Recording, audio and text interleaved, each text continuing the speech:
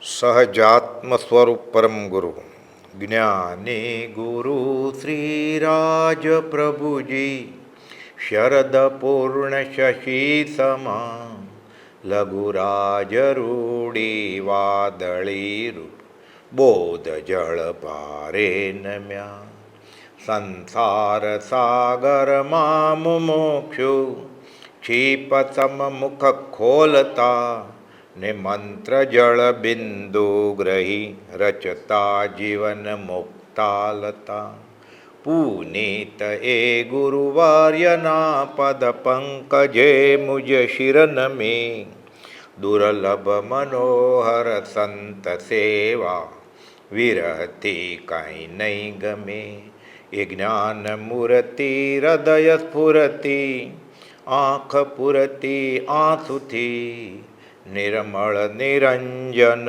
સ્વરૂપ પ્રેરક વચન વિશ્વાસે સુખી વચન વિશ્વાસે સુખી. 20 દોહા, ભક્તિના 20 દોહરા, દીનતાના 20 દોહરા.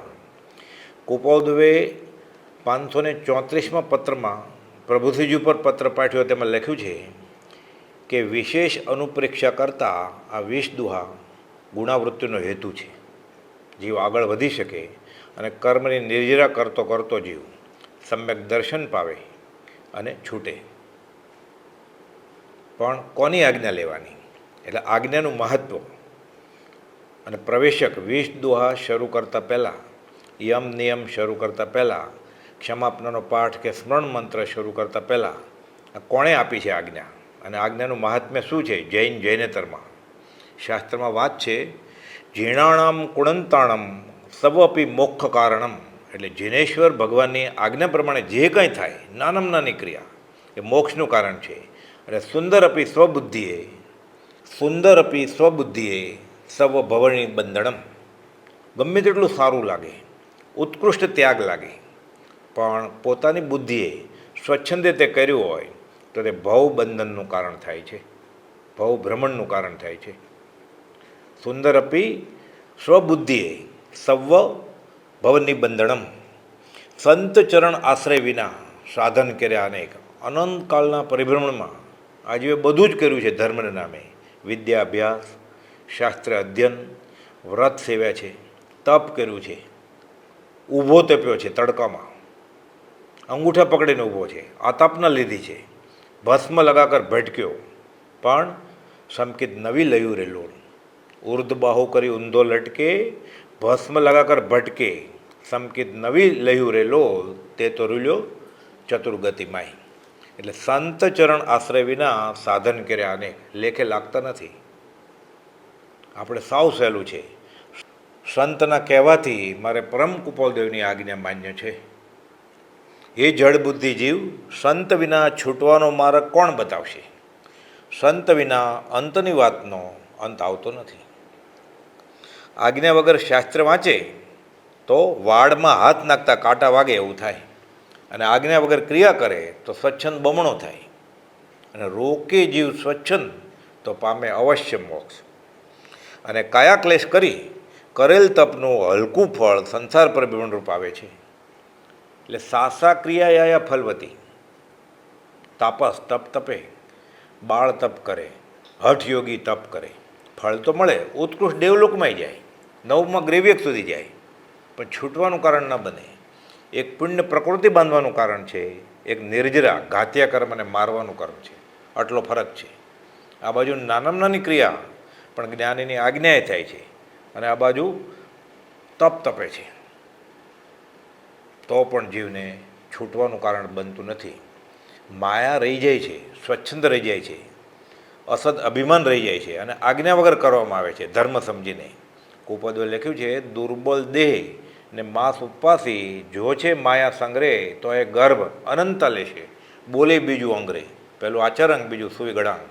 એટલે આજ્ઞાનું આ મહત્ત્વ છે. 12મા ગુણસ્થાનકના છેલ્લા સમય સુધી ગુરુ આજ્ઞાનું મહાત્મ્ય છે. તો આપણે તો હજી પ્રારંભિક ભૂમિકામાં છીએ.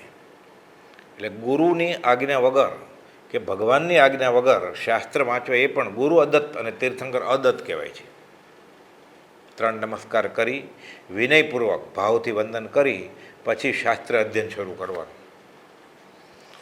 જ્ઞાનીની આજ્ઞાનું આરાધન એ જ તપ અને જ્ઞાનીની આજ્ઞાનું આરાધન એ જ ધર્મ છે. આ તો સૂત્રનું વાક્ય છે.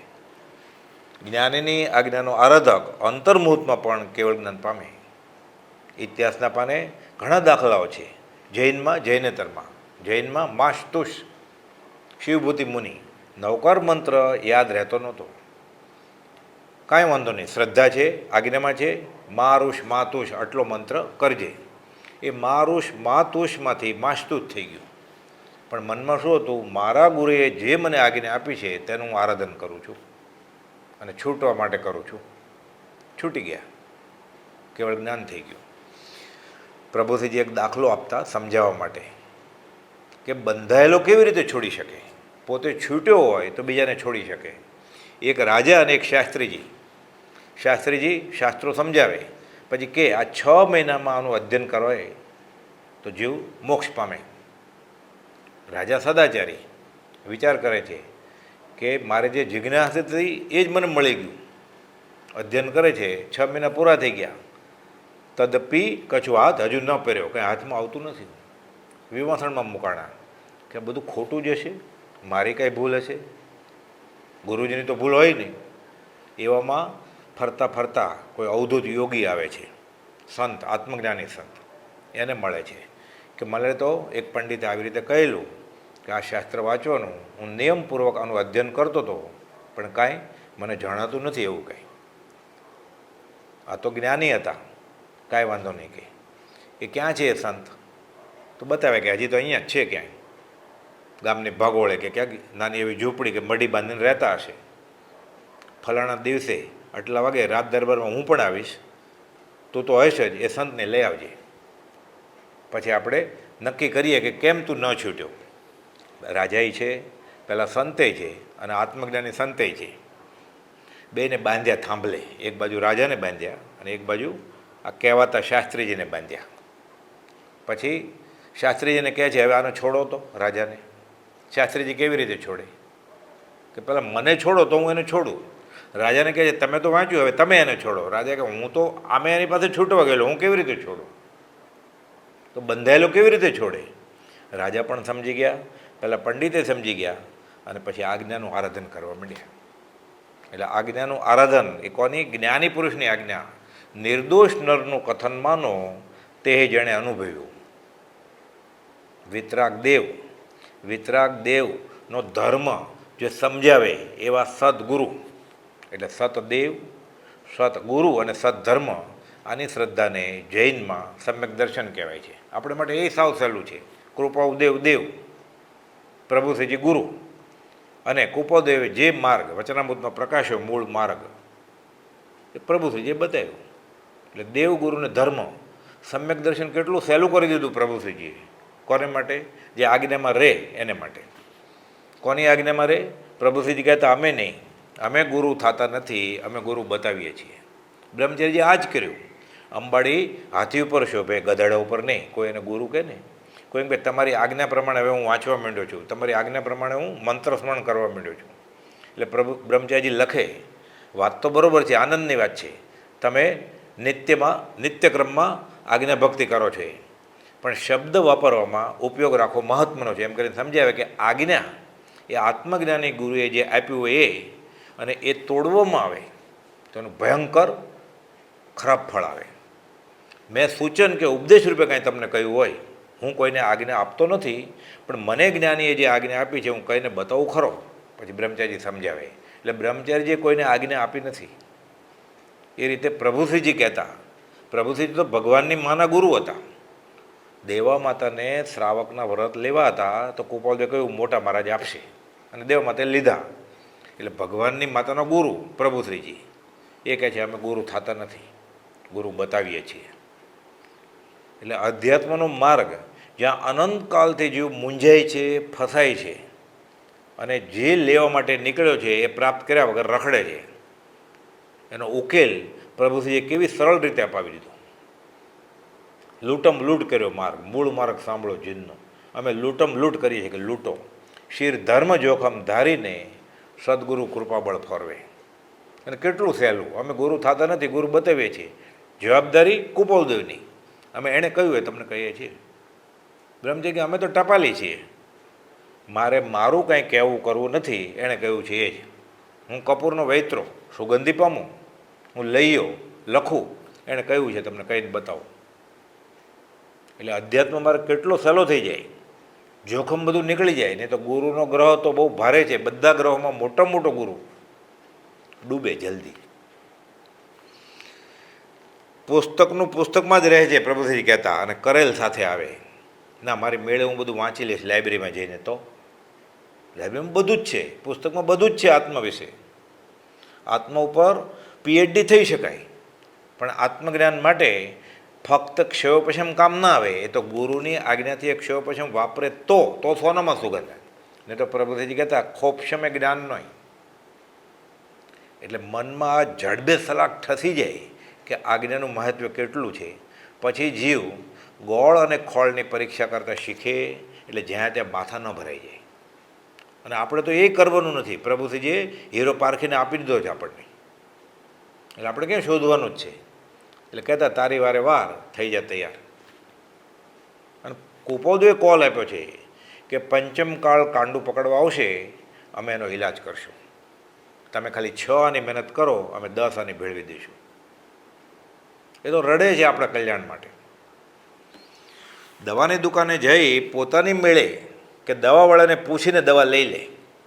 દવાવાળો ડૉક્ટર નથી, પણ ડૉક્ટર થઈ જાય તો ઊંટવેદ કહેવાય. દવાવાળાને પૂછીને કે પોતાની મેળે ગમતી દવા લઈ લે અને ડૉક્ટરને પૂછે નહીં, નિષ્ણાતને પૂછે નહીં. એવી રીતે જ્ઞાનીની આજ્ઞા વિના અધ્યાત્મની કાં તો ક્રિયા કરવા માંડે એટલે ક્રિયાજળ થઈ જાય, કાં વાંચવા માંડે ને શુષ્ક જ્ઞાની થઈ જાય, કાં બંને હોવું કરે. એટલે બધું સમૂળ ગુજાય.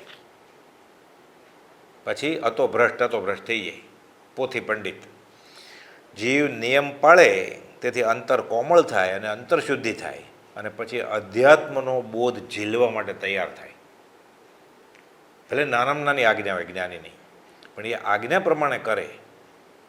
ફક્ત 3 માળા સજાત્મ પરમગુરુની તો એ કામ થઈ જાય. એટલે આણાએ ધમ્મો, આણાએ તવો. રાજાનો સિપાઈ અને આજ્ઞા. રાજાનો પટ્ટો જ્યાં સુધી એણે પહેર્યો હોય સિપાઈએ, ત્યાં સુધી એ રાજાનો સિપાઈ ગણાય. પછી બધાને લાકડા મારતો હોય, દંડા મારતો હોય, હેરાન કરતો હોય, પણ પટ્ટો કોનો છે? રાજાનો, રાજ દરબારનો અધિકારી છે. પટ્ટો કાઢી નાખે કે બધા મારે, પછી મારે, વેર લે પહેલાંનો. જ્ઞાનીએ આત્મા જાણી, આત્મા અનુભવી અને આત્મા પ્રાપ્ત કરવા માટે આજ્ઞા આપી છે. નિષ્કારણ કરુણાના કરનાર છે. એ તો ભક્તિનો કરતા છે માટે મારો છે એમ પણ જેણે માન્યું નથી. સૌભાગભાઈને કહે છે વ્યવહારના પત્રો ન લખો. પ્રભુજીને કહે છે પાછળ શું આવો છો. જુઠાભાઈને કહે છે તમે અમારા પર રાગ કરશો તો અમે તમારા ઉપર રાગ નહીં કરીએ. અંબાલાલભાઈ સેવામાં છે. મનમાં ખાલી એવો વિકલ્પ થયો કે હું ન હોત તો કોણ આ બધું કરત. સાચી જ વાત હતી. કુપોલદેવે અંતરેમયપણાથી જાણી લીધું ને કહે છે અંબાલાલ ગાદલા ઉઠાવો.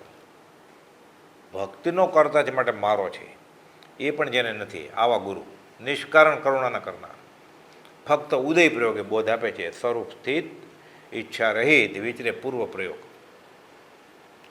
હવે એટલે સુધી અધ્યાત્મ આપણને મળી ગયું હોય તો ફાંફા મારવાની જરૂરત શું છે? પ્રભુજી કહેતા એન્જિન સાથે આંકડો ભેરવી દેવાનો. એન્જિન જ્યાં જશે, એન્જિન સિદ્ધશિલાએ જશે તો એની પાછળ દબાઈ જશે. 2 અક્ષરમાં માર્ગ છે, જ્ઞાની અને પછી તેની આજ્ઞા. જ્ઞાની અને જ્ઞાનીની આજ્ઞા, આ 2 અક્ષરમાં માર્ગ છે. આ બળવાન સાધન છે. આજ્ઞાની આરાધના થાય તે જ ધર્મ કહેવાય. આડે અવળેથી પુસ્તક લઈ આવે ને મંત્ર લઈ આવે અને કરવા માંડે તો લાભ ન થાય, પુણ્ય પણ બંધાય, પણ છૂટવાનું કારણ ન થાય. અનંતકાલથી જીવ પુણ્ય બાંધતો જ આવ્યો છે, પાપે કરતો આવ્યો છે. છૂટું હોય એના માટે તે શુભાશુભ છેદતા ઉપજે મોક્ષ ભાવ. પ્રભુજીએ બ્રહ્મચારીજીને આજ્ઞા આપી શરૂઆતમાં, જ્યારે અંતેવાસી તરીકે બ્રહ્મચારીજીએ અગાસ આશ્રમમાં રહેવાનું શરૂ કર્યું પ્રભુજીની આજ્ઞામાં, ત્યારે બ્રહ્મચારીજીને આજ્ઞા મળી. કહેતા કોઈને કહીશ નહીં, કેમ કે જીવ ડાયો થવા જાય છે અને ચૂકી જાય છે. એટલે બ્રહ્મચારીજીને બીજાને આજ્ઞા કહેવાની મનાઈ હતી શરૂમાં. પછી ખબર પડી કે આ તો પાત્ર શિષ્ય છે. પ્રભુશ્રીજીનો તો અવ્વલ નંબરનો દાખલો છે ઇતિહાસમાં. ગુરુને પણ ઓળખ્યા અને ચેલાને પણ ઓળખ્યા. કેવા ચેલા? 14 બ્રહ્મચર્ય વ્રતના ધારક પ્રભુશ્રીજીએ આજ્ઞા આપ્યો એવા હતા. એને બાજુમાં મૂકી પ્રભુશ્રીજી ગોવર્ધનદાસજી પટેલ આ બ્રહ્મચર્યજીનું ઉપનામ આપે છે, નૈષ્ટિક બ્રહ્મચર્યના ધારક. અને પછી દેહ વિલયના 17-18 દિવસ પહેલાં, એટલે ચૈત્રવદ પાંચમના પવિત્ર દિવસે, વૈશાખ સુદ આઠમના દિવસે દેહ છૂટ્યો સંવંત 1992માં. ચૈત્રવદ પાંચમના કહે છે કે મુખ્ય બ્રહ્મચારી સોંપણી. ખાનગીમાં બધું કહેલું અને જાહેર સભામાં કહે છે કે જેની ભાવના હોય તેને આજ્ઞા ભક્તિ આપવી. મુખ્ય બ્રહ્મચારી સોંપણી. જ્ઞાનીની આજ્ઞા એ થોડું કરે તોય ઘણું થાય. એકલું બોલે અને સદાચાર ન હોય તો ભક્તિ ન થાય. એટલે પ્રભુશ્રીજી આજ્ઞા આપતા પહેલાં બધા પાત્રજીઓને વ્રત નિયમ આપતા. અભક્ષનો ત્યાગ કરાવતા, 7 વ્યસનનો ત્યાગ કરાવતા, રાત્રિ ભોજનનો ત્યાગ કરાવતા. આ સદાચાર સાથે જીવ પાત્ર થાય, અંતર કોમળ થાય, પછી આજ્ઞાનું આરાધન ખીલી ઉઠે. આજ્ઞા વગર કરે તો પુણ્યનું કારણ થાય, પણ મોક્ષનું કારણ એ જ્ઞાનીની આજ્ઞા છે. આજ્ઞામાં એકતાન થવું સહેલું નથી. સુલભ બુદ્ધિ હોય તેને જડ બેસે છે અને માન્ય થઈ જાય છે. શાસ્ત્રમાં ઘણા આવા બધા દાખલા છે. દાન, તપ, શીલ, વ્રત નાથ આણા વિના થઈ બાધક કરે ભવ ઉપાધિ. 20 દોહામાં પણ આવશે આગળ. નથી આજ્ઞા ગુરુદેવની અચળ કરી ઉર્માય. આજ્ઞા અચળ કરે, અપૂર્વતા ભાસે તો સંકિત થઈ જાય. પોતાની ઈચ્છા એ ધર્મ છે જ નહીં, પોતાની કલ્પના એ ધર્મ નથી. જે આજ્ઞા કરી છે તેમાં કલ્યાણ છે.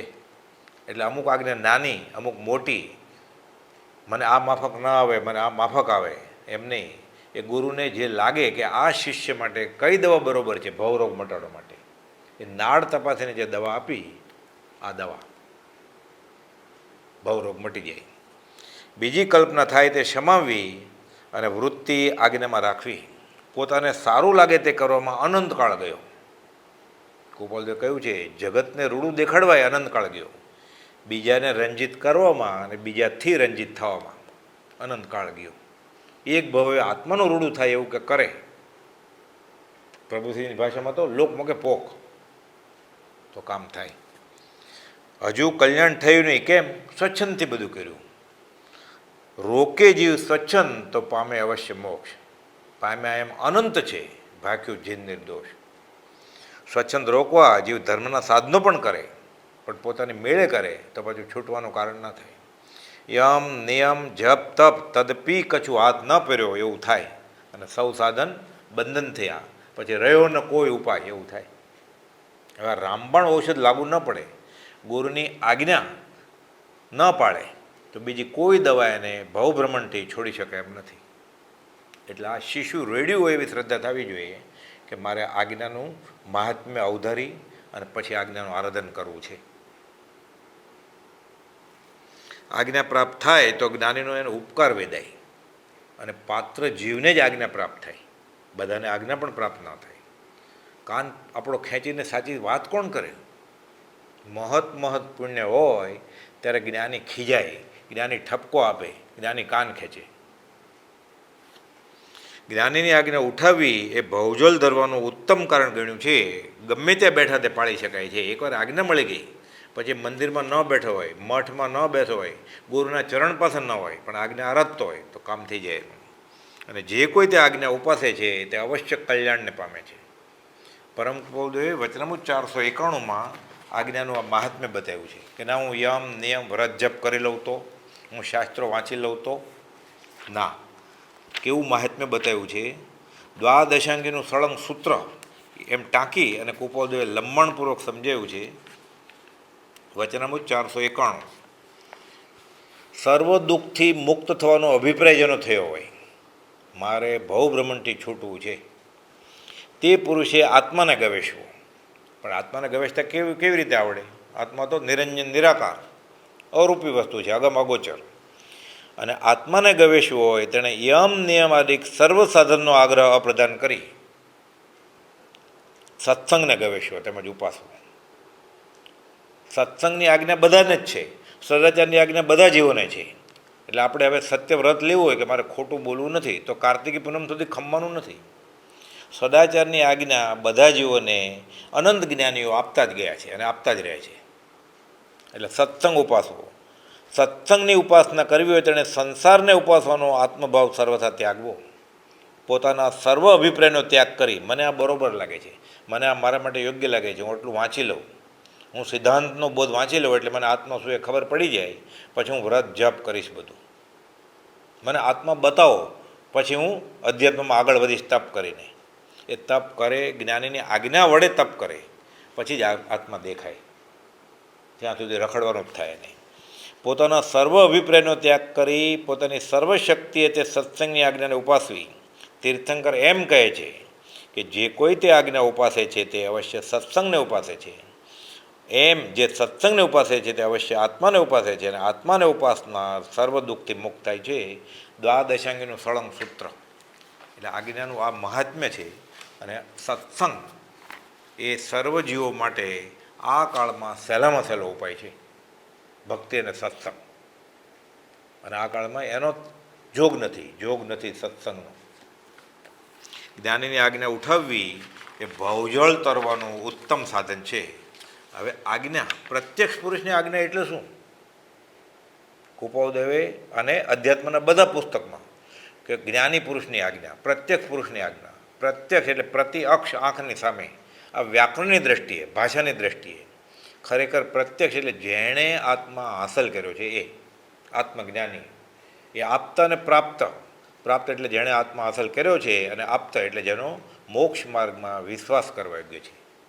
નિર્દોષ નરનું કથન માનો તે જેણે અનુભવ્યું. પ્રભુજીને આપણી પાસેથી શું જોતું હતું? કુપોલદોને આપણી પાસેથી શું જોતું હતું?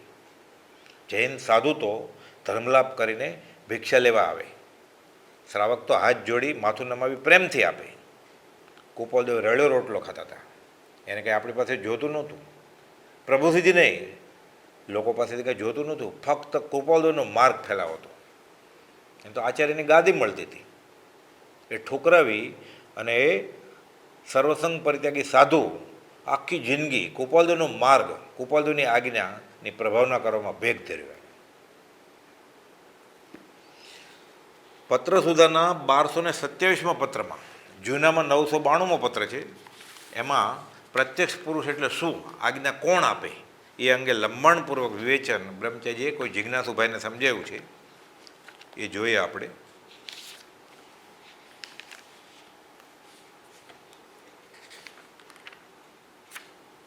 કે મોક્ષ થવા માટે પ્રત્યક્ષ જ્ઞાનીની આજ્ઞા આરાધવી જોઈએ. આ વચનામૃત 200 બોલ છે. કુપોલદેવ વચનાવલી લખેલી સૌભાગભાઈના પુત્ર મણીલાલ માટે. પ્રત્યક્ષ જ્ઞાનીની આજ્ઞા કોને કહેવી? કોઈ જિજ્ઞાસુએ પ્રશ્ન કર્યો બ્રહ્મચારીજીને. અને અમારા વિશે તે શી રીતે સમજે? આપણે ક્યાં કુપોલદેવને મળ્યા છીએ, તો આપણે પ્રત્યક્ષ આજ્ઞા ક્યાંથી લેવી? બ્રહ્મચારીજીનો જવાબ આપે છે કેમ કે પ્રભુજીને આ પ્રશ્ન ઘણાએ પૂછ્યો હોય. એટલે સાચો જવાબ જ્ઞાનીના હૃદયમાં જે છે એ અહીંયા છે કે જેણે આત્મ સ્વરૂપ પ્રગટ કરી અનુભવ્યું છે તે પ્રત્યક્ષ જ્ઞાની છે. પ્રતિ અક્ષ એટલે જેણે આત્મા અનુભવ્યો છે તે, અને પ્રત્યક્ષ પ્રતિ અક્ષ એટલે આંખની સામે જે છે, વ્યવહારમાં આંખની સામે હોય એ પ્રત્યક્ષ વ્યાકરણની દ્રષ્ટિએ, અને પરમાર્થમાં પ્રત્યક્ષ જ્ઞાની એટલે આત્મજ્ઞાની. કર્મગ્રંથના 6 વોલ્યુમ છે. પહેલા વોલ્યુમનું નામ કર્મ વિપાક છે, અને 302માં પાના ઉપર આ અંગે ખુલાસો કર્યો છે કે પ્રત્યક્ષ કોને કહેવાય અને પરોક્ષ કોને કહેવાય. પરમ કુપોલદેવે પ્રગટ આત્મ સ્વરૂપ અનુભવ્યું છે, આત્મ સ્વરૂપ જ થયા છે. પોતે દેહધારી છે કે કેમ તે તેમને માંડ વિચાર કરે ત્યારે યાદ આવતું. 255માં તેમાં લખ્યું કે અમે દેહધારી છીએ કે કેમ તે સંભાળીએ ત્યારે માંડ જાણીએ છીએ.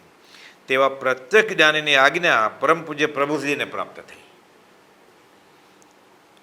તેમણે પોતાને જે આજ્ઞાથી લાભ થયો પ્રભુજીને, તે આજ્ઞા આ કાળમાં અન્ય યોગ્ય જીવોને પ્રાપ્ત થાય તે અર્થે તેમની પાસે આવ્યા.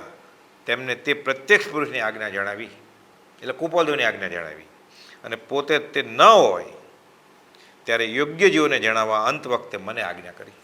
ચૈત્રવદ 5મ સંવત 1992. મુખ્ય બ્રહ્મચારી સોંપણી. એટલે બ્રહ્મચારી અહીંયા લખે છે કે મને એમ કહ્યું, અને જાહેરમાં સભામાં કહ્યું કે હવે જેને કોઈને આજ્ઞાનું આરાધન કરવું હોય એવા ભાવ ઉગે એને આજ્ઞા બ્રહ્મચારી પાસે જ લેવાની.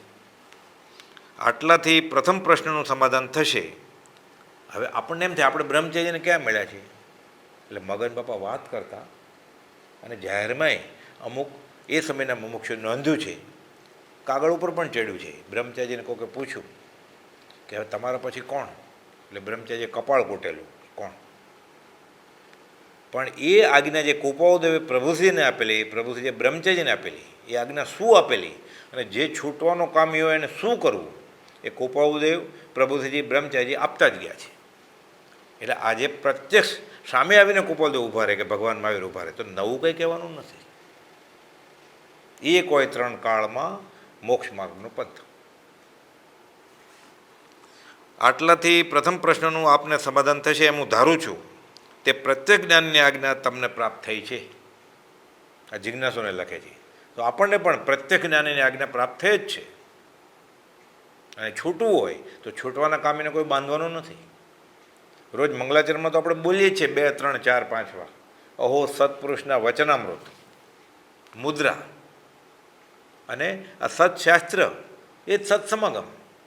સ્વરૂપ પ્રતીતિ એટલે 4થું ગુણસ્થાનક, અપ્રમત્ત સંયમ એટલે 7મું ગુણસ્થાનક, અને પૂર્ણ જ્ઞાન 13મું ગુણસ્થાનક, અને છેલ્લે અયોગી 14મું. સ્વસ્વરૂપમાં સ્થિતિ કરાવે છેલ્લે અવ્યબાદ સુખમાં, એટલે મોક્ષનું કારણ થાય. આપણને બધા જ સાધનો મળી ગયા છે. પ્રભુજી કહેતા તારી વારે વાર થઈ જાય તૈયાર. જો જલ્દી કરશે, પગલાં જલ્દી ભરશે તો જલ્દી પહોંચશે, ધીરે ધીરે ચાલશે તોય પહોંચશે ખરો. પણ રસ્તો ચૂકવાનો નથી. જો મૂળ રસ્તેથી ફંટાઈ ગયો, પ્રભુજી કહેતા તમને નવી નક્કોર નાવમાં બેસાડીએ છીએ, હાથ પગ આડાવડા કર્યા અને મગડું ખેંચી જાય તો અમે જવાબદાર નથી. મગડું ખેંચી જાય એટલે અંધારી રાતડી ને વસમી છે વાટડી, લૂંટનારા છે 1000, હે રાજ એક તારો આધાર. કેમ? ભવમાં ભૂલા પડ્યા છીએ આપણે. આ ભવમાં પડેલા માટે જ ભગવાન મહાવીર તેની દેશનામાં કહેતા હતા, કુપાલદેવ સાથે હતા ત્યારે શિષ્ય રૂપે, કે પંચમ કાળના જીવોને આ વિતરાગ માર્ગનું આરાધન કરવું કેટલું દુષ્કર થઈ પડશે. કેમ? ના થાણા વિના શું થાય? તો કોઈ નહીં હોય, બધા અનાથ હશે. કુપાલદેવને અપેક્ષાએ વિકલ્પ થયો, હું જાઉં તો લઘુશંકા જેટલો પ્રમાદ થયો અને આવવું પડ્યું. આપણે આમ સમજવાનું, જન્મ્યા છે ગુરુરાજ જગતિત કારણે, એ પ્રમાદ કરતા હશે. ચંદ્રપ્રભ સ્વામીના ટચમાં આવેલા ભગવાન મહાવીરની સાથે જ જે પુરુષનું દુર્લભપણું 4થા કાળને વિશે હોય એવા, એટલે ગૃહસ્વેશમાં હોય બાહ્યથી, અને અંતરંગ દશા સર્વસંગ પરિત્યાગી સાધુ કરતાં આગળ હોય, એવા 4થા કાળમાં ન મળે. 4થા કાળમાં કેવળી ઘણા હોય, પણ ગૃહસ્વાસમાં હોય અને આવો ઉત્કૃષ્ટ ત્યાગ વૈરાગ હોય, એ ક્યાં મળે? એટલે જે પુરુષનું દુર્લભપણું 4થા કાળને વિશે એવા આ કાળે આપણને ભગવાન મહાવીરનો મૂળ માર્ગ બતાવવા માટે આવ્યા.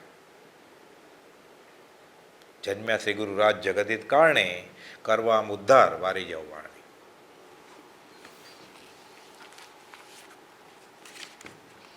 આ પ્રત્યક્ષ પુરુષની આજ્ઞાનું મહાત્મ્ય. હવે આજ્ઞા ઉઠાવી હોત તો જીવનો મોક્ષ થયો હોત, એમ બધા જૈનેતર શાસ્ત્રમાં કહે છે કે ગુરુ મેલી ગોવિંદ ભજે મીટે ન ગર્ભાવાસ. એટલે આ તો જૈનેતરની વાત છે કે ગુરુને મેલી, ગુરુની આજ્ઞા ન માની અને પોતાની બુદ્ધિએ આકાશી ભગવાનનું આરાધન કરવા માંડ્યો. ગોપાલદેવે આત્મસિદ્ધિમાં લખ્યું કે પ્રત્યક્ષ સદગુરુ સમ નહીં પરોક્ષ જેનો ઉપકાર, એવો લક્ષ્ય થયા વિના ઉગેના આત્મવિચાર. એ સમ્યક દર્શન કે મોક્ષની વાત નથી, અને આત્માનો વિચાર જ નહીં ઉગે. એટલે ફક્ત રાજ રાજ રાજ, એક રાજ જ, એક ઉપર આવો, એક ઉપર આવો. પ્રભુજી એમ કહેતા એક ઉપર આવો. પણ શ્રદ્ધા પરમ દુલ્લા. પછી લેશન આપતા, હોમવર્ક આપતા સંવત્સરીના દિવસે કે શ્રદ્ધા પરમ દુલ્લા, આ વાક્ય ઉપર વિચાર કરજો, આવતા પર્યુષણમાં આવશો ત્યારે હું ફરી વાર પૂછીશ તમને 1 વર્ષ પછી. બધું જ થાય છે દેવજી શ્રદ્ધા વગર. આજ્ઞા ઉઠાવી હોત તો જીવનો મોક્ષ થઈ ગયો હોત. આ બહુ વિચારવા જેવી વાત છે. તો આજ્ઞાના પ્રકાર ક્યાં?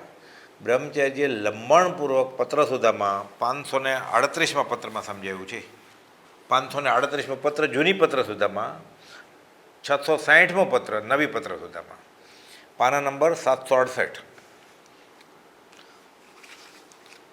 આજ્ઞા કેવી રીતે મળે, એના કેવા પ્રકાર હોય, આપણને એ આજ્ઞા કઈ રીતે સંભવે, એનો સ્પષ્ટ ખુલાસો આ પત્રમાં છે. જ્ઞાની પુરુષના સ્વમુખે જે આજ્ઞા જીવને મળે છે તે આ એક પ્રકાર છે, સીધું. હમણાં એના દાખલા બતાવશે પછી. બીજું, પ્રત્યેક જ્ઞાની પુરુષે જેને આજ્ઞા કરી હોય તેની મારફતે જીવને આજ્ઞા પ્રાપ્ત થાય તે. અને ત્રીજું, પ્રત્યેક જ્ઞાની પુરુષ મારફતે પ્રાપ્ત થયેલી આજ્ઞા કોઈ જીવ આરાધતો હોય તેની પાસેથી તેનું મહાત્મ્ય સમજી તે આજ્ઞા આરાધકની પેઠે જે જીવ જ્ઞાનીની આજ્ઞા છે એમ જાણી હિતકર માની સાધવા માંડે, આ ત્રીજો પ્રકાર. આ ત્રણેય પ્રકાર જ્ઞાનીની આજ્ઞા આરાધવાર્થે છે અને ત્રણેયથી કલ્યાણ થાય છે. હવે દ્રષ્ટાંત આપે છે. પહેલા ભેદનું દ્રષ્ટાંત, શ્રી ગૌતમ સ્વામી એટલે ગૌતમ ગંધર ભગવાન મહાવીર પાસેથી રૂબરૂમાં ધર્મ પામ્યા. યજ્ઞ કરતા એવા બ્રાહ્મણ ભગવાનને શરણે આવી ગયા, પટ્ટ શિષ્ય બની ગયા, એટલે બધી આજ્ઞા એને સીધી જ મળી મહાવીર ભગવાનની. આ પહેલો ઉદાહરણ. ભગવાન મહાવીરના નિર્વાણને દિવસે શ્રી ગૌતમ સ્વામીને ભગવાને કહ્યું કે અમુક બ્રાહ્મણને તમે આ પ્રકારે ધર્મ સંભળાવજો. એટલે એ બ્રાહ્મણને આજ્ઞા કોણે આપી? ભગવાન મહાવીરે ગૌતમ ગણધર દ્વારા. પણ આપી કોણે? ભગવાન મહાવીરે જ આપી કહેવાય ને. આ બીજો પ્રકાર. તો ભગવાન મહાવીર સીધાએ દેવશર્મા બ્રાહ્મણને મળ્યા નથી, પણ ગૌતમ ગણધરને કહે છે કે આ પ્રમાણે એને બોધ આપ્યો, એ પ્રતિબોધવા જાય છે. એટલે ભગવાન મહાવીરની જ આજ્ઞા કહેવાય ને. ત્રીજા ભેદનું દ્રષ્ટાંત આ થોડું લાંબુ ઉદાહરણ સહિત સમજાવે છે બ્રહ્મચારીજી.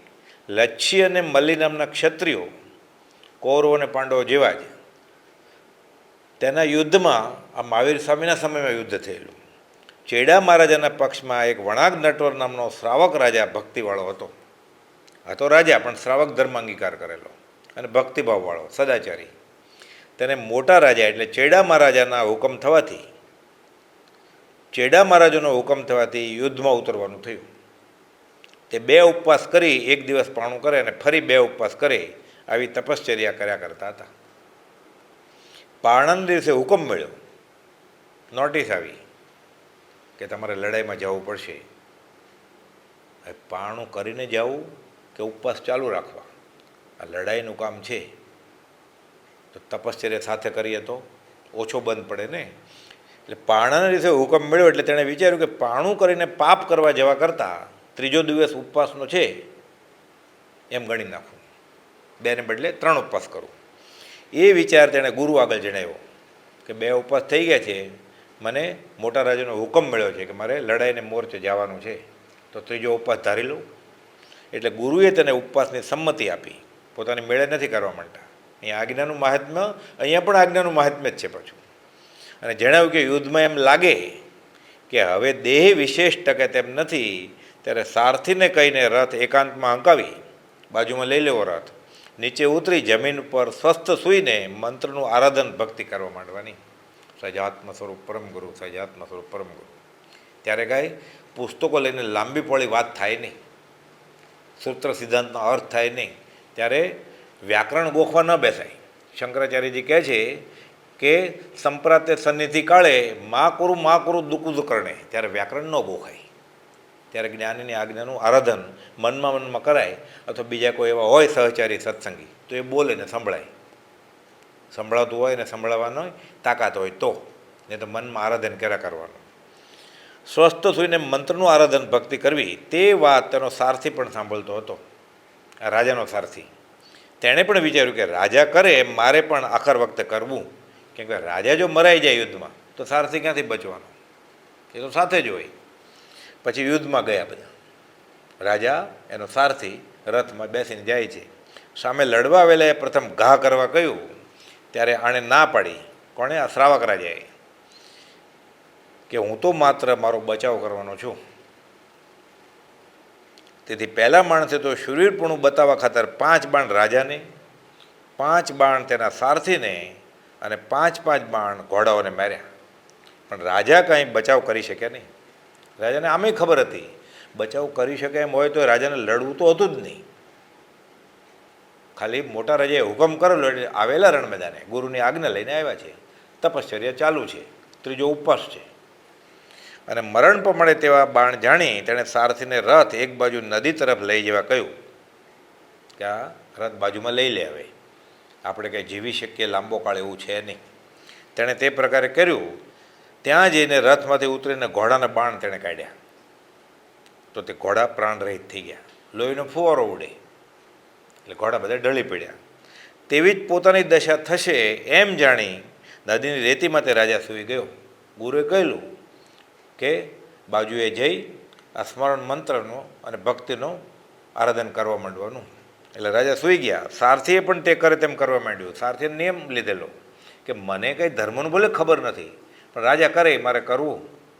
તો એ ઘડી આવી પહોંચી કે જેવું ઘોડાનું થયું એવું રાજાનું થશે ને એવું જ મારું થશે. સારથીએ એમ જ કરવા માંડ્યું. પછી તે રાજાએ હાથ જોડી પ્રાર્થના શરૂ કરી.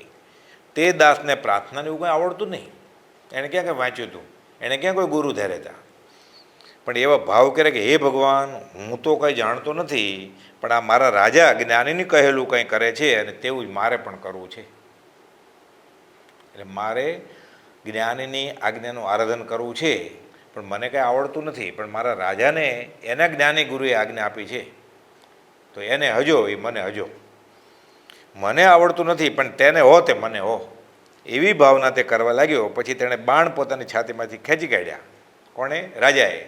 દાસે પણ એમ જ કર્યું, એટલે સારથીએ, અને બંનેના દેહ છૂટી ગયા. હવે અધ્યાત્મની કરણી કરતાં કરતાં ભૌતિક વાસના નથી, પણ છૂટવા માટે ભક્તિ કરે છે, સત્સંગ કરે છે છેલ્લે સમયે, એટલે ઉર્ધ્વગતિ તો થાય જ. શું થયું? રાજા દેવલોકમાં ગયા. કેમ? છઠનું પાણું ન કર્યું ને ત્રીજો ઉપવાસ ધાર્યો, અઠ્ઠમ થઈ ગયો. સાથે ગુરુની આજ્ઞામાં છે, ભક્તિનો આરાધન કરે છે, મંત્રનું આરાધન કરે છે, દેહ વિલય વખતે પણ, એટલે દેવલોકમાં જાય છે. દાસનું કાંઈ એટલું બધું પૂર્ણ નહોતું, એ ક્યાં જાણતો હતો બધું તપશ્ચર્યા, એને ક્યાં ઉપવાસ હતો. પણ મારા ગુરુજીને, મારા રાજાને હજો એ મને હજો. મને કાંઈ ભલે ન આવડતું હોય, પણ ભાવ તો સારા છે ને, લેશા બદલી જાય, શ્રદ્ધા છે એને. એટલે કહે છે કે દાસનું પુણ્ય એટલું બધું નહોતું. હવે પુણ્ય અને પાપ સરખા થઈ જાય. પુણ્ય વધારે હોય તો દેવલોકમાં જાય, પાપ વધારે હોય તો અધોગતિએ જાય. પુણ્ય પાપ બેલેન્સ થઈ જાય તો મનુષ્ય ગતિ મળે. એટલે તે વિદેહ ક્ષેત્રમાં મનુષ્ય થાય છે. અને રાજાનું તો ઘણું પુણ્ય હતું, શ્રાવક ધર્મ અંગીકાર કરેલો, ઘણી તપશ્ચર્યા કરેલી, એટલે ઘણું પુણ્ય બાંધેલું. મંદકશાએ ધર્મનું આરાધન કરતાં કરતાં છૂટવાનું તો થાય જ જો સદધર્મ હોય તો, અને સદગુરુની આજ્ઞા હોય તો, પણ પુણ્ય પણ બંધાઈ જાય, એટલે દેવલોકમાં જાય છે. અને આ વિદેહ ક્ષેત્રમાં મનુષ્ય થાય છે, ત્યાં તેને જ્ઞાની મળ્યા. એટલે આ ભવની આરાધના ચાલુ રહે. કાંઈ હવે નવી ઘોડી નવો દાવ એવું નથી. કરેલા કર્મો કાર્મણ શરીરમાં જીવ સાથે લઈ જાય, પુણ્ય અને પાપ, શુભ અને અશુભ બધું એ પ્રમાણે ફરી કર્મ ઉદયમાં આવે. તો આ ધર્મનું આરાધન કરેલું એ સાથે લઈ ગયો છે. આ મુખ્ય કમાણી એ ઉગી નીકળે પાછું. ફક્ત જૈનમાં જ્યાં કહ્યું છે એમ નહીં. જૈનમાં આવે છે ને કે એકવાર સમ્યક દર્શન થયું એટલે ઉત્કૃષ્ટમાં રૂજ્યું 15 ભવે તો છૂટે છે. 15 તો વધારેમાં વધારે, ઓછામાં છૂટી જાય, કદાચ વમી નાખે. અર્ધ પૂતગલ પરાવર્તનમાં છૂટે ને છૂટે છે. ક્ષાયિક સંકિત હોય તો 3 ભવમાં જ છૂટી જાય, કંઈ એ જ ભવે છૂટી જાય.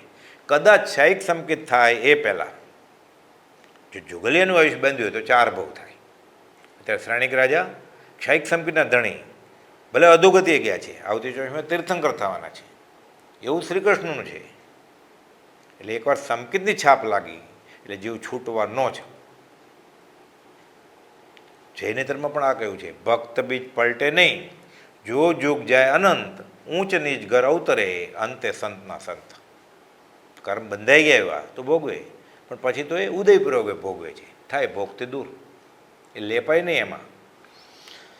અહીં વિદેહ ક્ષેત્રમાં તે સારથી મનુષ્ય થયો, ત્યાં તેને જ્ઞાની મળ્યા અને મોક્ષ માર્ગ આરાધી તે મુક્ત થયો. હજી તે રાજા દેવલોકમાં છે. આમ ભાવના કરવાથી જીવનું કલ્યાણ થાય છે, પણ જ્ઞાનીએ જાણ્યો છે તે આત્મા છે તે અર્થે કરવું છે. આત્મા માટે જીવન જીવવાનું છે, ભૌતિક સુખ માટે નહીં. એટલે ધર્મની બધી કરણી કરવાની જ છે. તીર્થંકરે સહસ્ત્રગ્રમે ક્રિયા કહી છે, પણ છૂટવા માટે કરું છું, બંધાવવા માટે નહીં. એટલું મેળવણ નાખવું એમ પ્રભુજી કહેતા. કોઈ ક્રિયાનો જ્ઞાની નિષેધ કરે જ નહીં.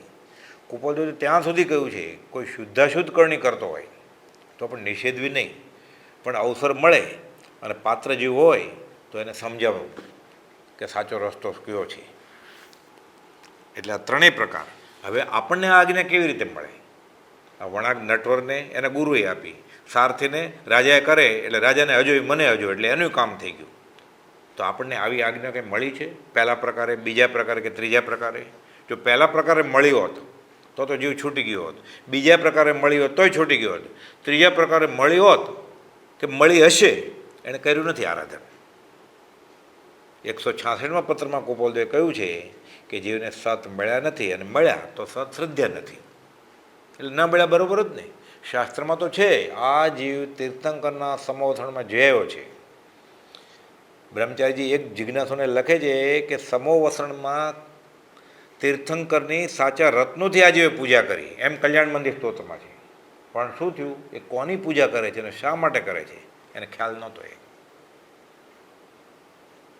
એટલે આ ત્રણ પ્રકારમાંથી આપણે એક પ્રકાર પણ હાંસલ કરી લઈએ અને એ પ્રમાણે બાકીની જિંદગી આરાધન કર્યા કરીએ તો એ સારથીનું થાય, આપણું થાય. તો સારથી એ શ્રાવક રાજા કરતાં પહેલાં મોક્ષે વયા ગયા. અધ્યાત્મમાં ઉતાવળ નથી કરવાની, પણ જ્ઞાનીનો આજ્ઞાનો આરાધક અંતર્મુખ નહીં કેવળ જ્ઞાન પામી જાય. એટલે હજી બધા જ રસ્તા આપણા માટે ખુલ્લા છે. અધ્યાત્મનો રસ્તો 5મા આરાના છેલ્લા દિવસ સુધી કુપોલદેવે તો કોલ આપ્યો છે, જે કોઈ જીવનું કલ્યાણ આ કાળે પણ થવાનું સર્જિત હશે તે તો તેમ થશે. કેવી રીતે? અમ થકી, બીજેથી નહીં. આટલી બાંહેધરી આપી છે. અમ જેવા તમારા ઉપર છે, તમારે શોનો ભય છે? હવે ધીંગધણી માથે કિયા કુણ ગુંજે નરખેટ. તો આ પ્રત્યક્ષ આજ્ઞા ક્યાંથી લાવી આપણે? હવે એ વિશે જોઈએ આપણે. સંવંત 1954ના ચાતુર્માસમાં પરમ કુપોલદેવ નિવૃત્તિ અર્થે ચરોતર પ્રદેશમાં પધારે. પ્રભુશ્રીનું ચાતુર્માસ વસો ક્ષેત્રે હતું. શ્રાવણ મહિનાની શરૂઆતમાં પરમ કુપોલદેવ કાવીઠા ક્ષેત્રે હતા. એટલે કુપોલદેવ પર્યુષણ ઝવેરી શેઠને ઘરે કાવીઠા કરેલું. ત્યારબાદ નડિયાદ થઈ વસો પધાર્યા કુપોલદેવ. પરમ કુપોલદેવે પ્રભુશ્રીને પૂછ્યું, કહો મુનિ અહીં કેટલા દિવસ રહીએ? સહજ જ પૂછ્યું કુપોલદેવે.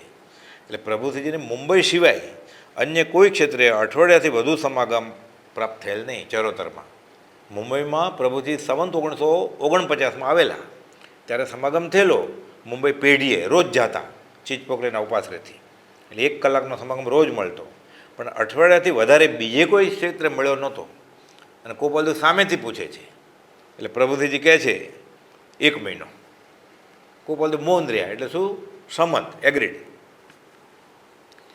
ખેડા ચાતુર્માસ સાથે રહેલ મુનિ દેવકરજીને આ સમાચાર મળ્યા કે કુપોલદેવે પ્રભુશ્રીજીને પૂછ્યું છે અને પ્રભુશ્રીજી 1 મહિનાનું રહેવાનું કહ્યું છે અને કુપોલદેવ રહ્યા છે. તો આપણે બોલાવીએ તો? હવે ચાતુર્માસમાં જૈન સાધુને એક ગામથી બીજે ગામ તો જવાય નહીં, નહીં તો દેવકંજી મહારાજ દોડીને આવતા રહે.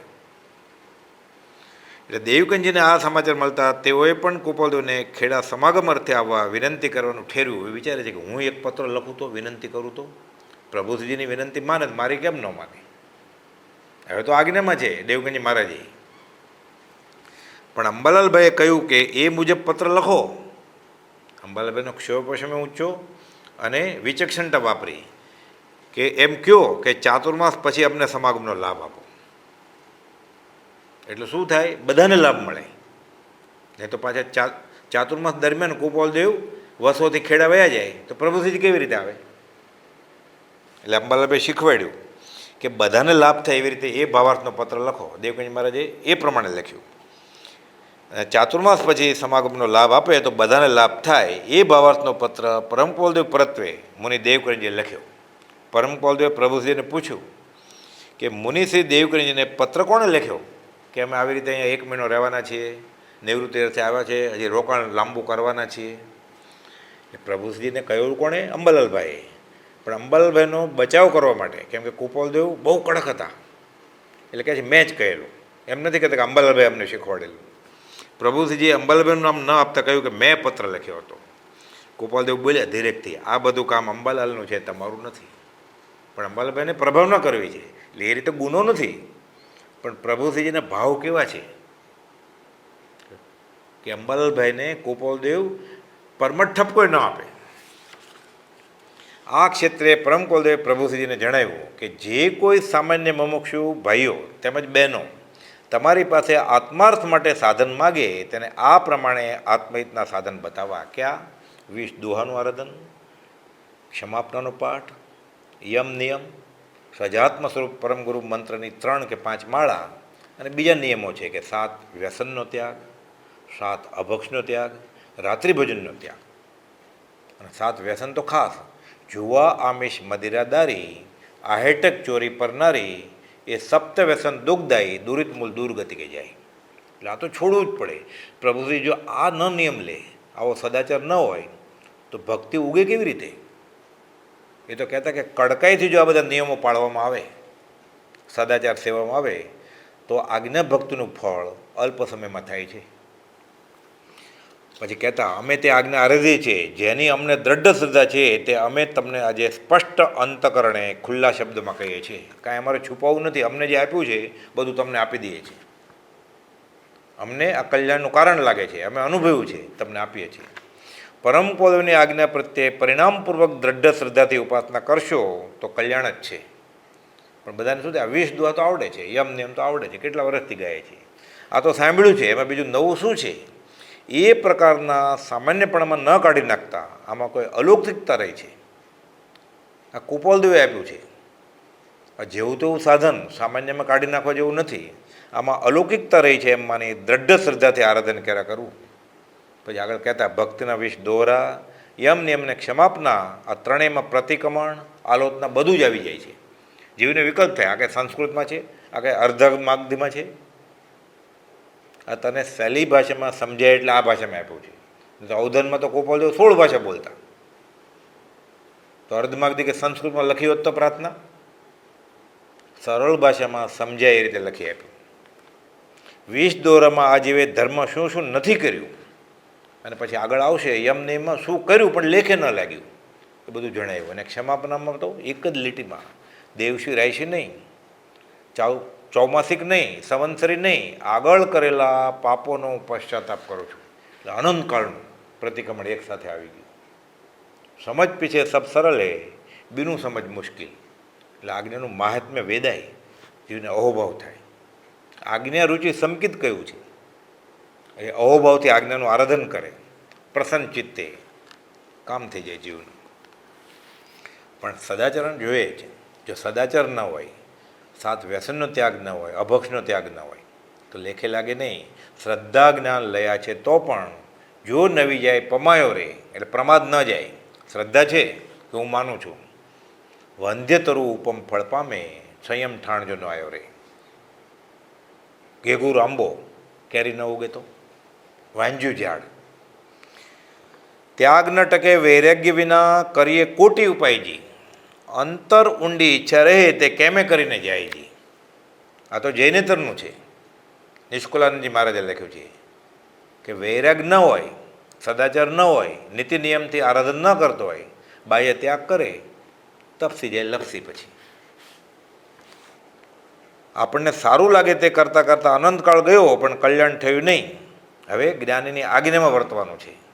અને આ સદાચાર, સ્વાદનો ત્યાગ, અભક્ષનો ત્યાગ, થાણાંગ સૂત્રમાં સંકિતના બોલ છે કે એમાં વિઘ્નકારી શું છે?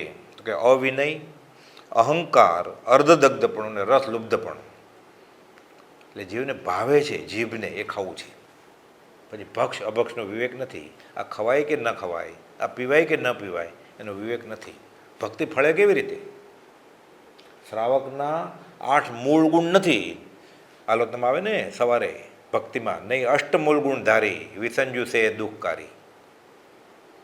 અમૃતચંદ્રશેર આચાર્ય તો કહે છે આ જીવ ધર્મની વાત સાંભળવાનો અધિકારી જ નથી જો આ 8 ગુણ ન હોય તો. અભક્ષ તો છોડવું જ પડશે. આપણે પ્રાર્થનામાં આલોચનામાં પાછું આવે, દુઈ 20 અભક્ષજીન ગાયો, ફોભી નિષ્દિન મુંજાયો, કછું ભેદા ભેદ ન પાયો, જ્યું ત્યું કર ઉદરી ભરાયો. એટલે 22 અભક્ષનો ત્યાગ. અહીં તો 7 અભક્ષના ત્યાગની વાત છે ખાલી. મધ, માખણ, મદિરા, ઉદંબર ફળ, આ તો છોડે જ છૂટકો છે. આ રાત્રિ ભોજન અભક્ષમાં જ ગણ્યું છે. કંદમૂળ છોડવું જ પડે. આ રથલબ્ધપણું, આ ચારમાંથી એક પણ દોષ હોય એટલે અવિનય, અહંકાર, અર્ધદગ્ધપણું અને રથલુબ્ધપણું તો સંકિત થાય નહીં. 4 આંગળની જીભ અને 4 આંગળની ઉપસ્થ એટલે કામેન્દ્રિયને નહીં જીતવાથી અનંતકાલથી જૂનું રખડું થયું છે. પ્રભુશ્રીજીને પણ પરમ કૃપાલુએ ખરા મુનિપણા માટે સ્વાદના જયની આજ્ઞા કરેલી કે ઉપવાસી કરવો હોય તો સ્વાદના જય માટે કહેતા સ્વાદિષ્ટ ખોરાક વોરાવો નહીં, મીઠાઈ વગેરે આવે તો નાના મુનિને આપી દેવું, અથાણા વોરવા નહીં, કારણ વગર ચા અને છીકીણ પણ નહીં. એ જમાનામાં શરદી ખાંસી કે બલગમ કફ થઈ જાય તો ચા અને છીકણી સૂંઘવાની છૂટ હતી. ખાસ દવા દારૂ લેતા નહીં, વિલાયતી દવા તો વપરાત જ નહીં ખાસ. બ્રહ્મચારી તો કહેતા કે સ્વાદ છોડવો હોય ને તો સાધકે તો શું કરવું જોઈએ, એમ લાગે કે આ દાળમાં વઘાર બહુ છે, થોડું પાણી નાખી દેવાનું, કે બહુ ભાવે છે આ શાક અને હિંમત ન ચાલે પાણી નાખતા તો કોળીઓ લઈ અને તરત જ પાણીનો ઘૂંટડો લઈને ગળી જવાનું, એટલે વધારે વાગોળે નહીં પશુની જેમ મોઢામાં, એટલે સ્વાદ વેદાય નહીં. પછી જેમ જેમ પ્રેક્ટિસ કરે મહાવરો થઈ જાય. ગોપાલદેવનું જે સિદ્ધાંત વાક્ય છે એ પછી આત્મસાત થાય ને કે સ્વાદનો ત્યાગ એ આહારનો ખરો ત્યાગ છે. ઉપવાસ ત્યારે જ થાય જો સ્વાદ ત્યાગે તો. એમ્બેલ એના માટે જ છે. પછી એમ્બેલમાં 25-30 આઈટમ હોય અને એમ્બેલ કર્યાનું અભિમાન થાય. બ્રહ્મચારીઓ ત્યાં પણ બોધે છે, એમ્બેલ કરવા જાય એમ્બેલ શાળામાં 1 કલાક ત્યાં રસ્તામાં, 1 કલાક ત્યાં જમવામાં, 1 કલાક પાછા આવવામાં, 3 કલાક જાય. એ કહેતા 1, 2, 3, 4 દ્રવ્યની એમ્બેલ ઘરે કરે તો કેટલો અવકાશ મળે ભક્તિ સત્સંગ કરવાનો. ઇન્દ્રિય જયના પરિણામ સંકિત પ્રાપ્તિના કારણરૂપ છે એમ વિચારી મોક્ષ સમાન એટલે આત્મા સમાન કોઈ મધુરી ચીજ નથી. ખાવા પીવાનું શું મધુરું છે, મોક્ષ મધુરો છે એમ સમજી ખાતી પીતી વખતે ઉપયોગ રાખે તો આ ધર્મનું રૂપ થાય. પુરુષાર્થ કરી જે ઊંચે આવે અને વ્રત જપ કરે અને પછી પર્વત પરથી પડતું મૂકે એમ કરી અનંતકાલથી રજળ્યો છે. એટલે લાંબી લાંબી તપશ્ચર્યા કરે, 8-8 ઉપવાસ કરે, 30-30 ઉપવાસ કરે અને પછી પારણા પછી ખાવા પીવાના કંઈ નિયમ જ ન હોય. અભક્ષ ખોરાક ખાય, રાત્રિ ભોજન ખાય, બજારું ચીજો અભક્ષ હોય એ બધું ખાય, જિલેટીન, માંસાહાર, કસ્ટર્ડ પાવડર, કંદવાળી ચીજો ખાય. એટલે ધર્મની કરણી પણ છૂટવા માટે લેખે લાગતી નથી. અને ખેંચીને વ્રત પૂરું કરે પછી દવા લે એવી અભક્ષો, એટલે ધર્મ કરતાં ધાડ પડે એવું થાય છે. ઇન્દ્રિયો પોતાની થઈને મારે છે એટલે ખ્યાલ નથી આવતો કે ક્યારે મારે છે. ભોગવતી વખતે સુંદર લાગે છે પણ ફળ દુઃખદાયી આવે છે અને એટલે આજ્ઞાનું આરાધન થતું નથી. જીવને એમ થાય કે હું ભક્તિ કરું છું, હું સત્સંગ કરું છું, હું આજ્ઞા ભક્તિ કરું છું, પણ આજ્ઞા ભક્તિના જે નિયમો છે એ પાળતો નથી. એટલે 7 વ્યસનનો ત્યાગ, 7 અભક્ષનો ત્યાગ, રાત્રિ ભોજન પણ અભક્ષમાં ગણ્યું છે એનો ત્યાગ, અને પંચ ઉદમ્બર ફળ એમાં આ કાળમાં ભલે ટેટા અને વડના પેપા ને એવું બધું નથી મળતું પણ અંજીર તો છોડવા જ પડે, અભક્ષમાં જ ગણાય છે. મધ છોડવું જ પડે, માખણ છોડવું જ પડે, મદિરા છોડવું જ પડે. એટલે ટૂંકમાં આપણે જ્ઞાનીનું આજ્ઞાનું આરાધન જે કૃપાળુદેવે 54માં પ્રભુશ્રીને જણાવ્યું છે એ વચનામૃતમાં ઉપદેશ નોંધ 36માં છે.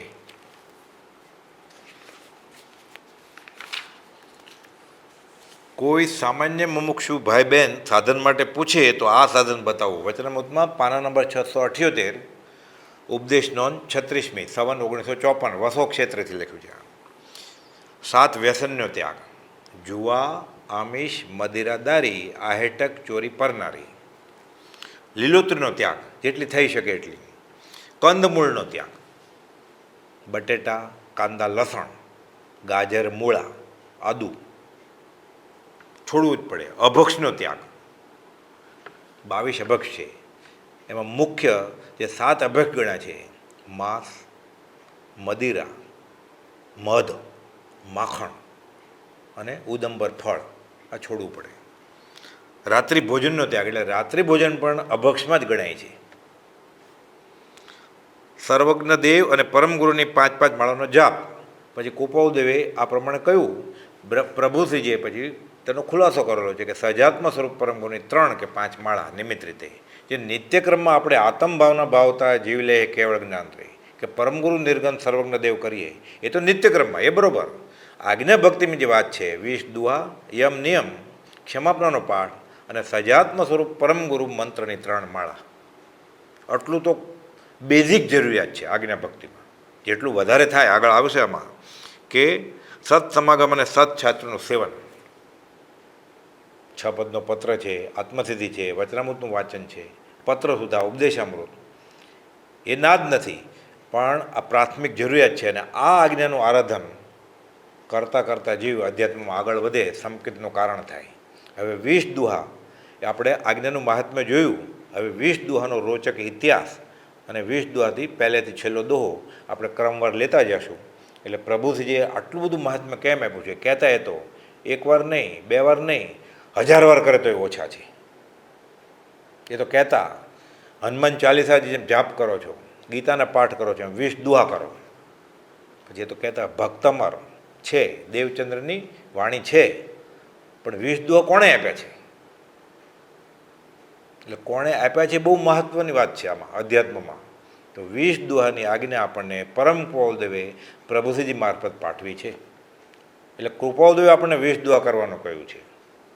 એટલે એનું ફળ અપૂર્વ આવે એ હવે આગળ ઉપર જોશું અવસરે. સહજાત્મ સ્વરૂપ પરમ ગુરુ.